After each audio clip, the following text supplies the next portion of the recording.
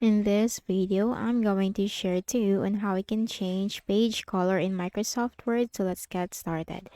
Okay, so let me just quickly open my Microsoft Word document. If you don't have your document yet, just simply go to the Windows search bar and type Word. Click on Microsoft Word under the best match and click on the blank document.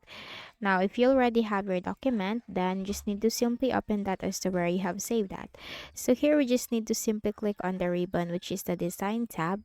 And here you can find page color. Click on this drop down arrow and you can choose your color from here, your favorite color or your color of preference.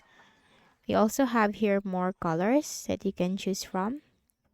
Just simply click on the color that you want and click on OK. And that's it. That's how you can easily change a page color in your Microsoft Word.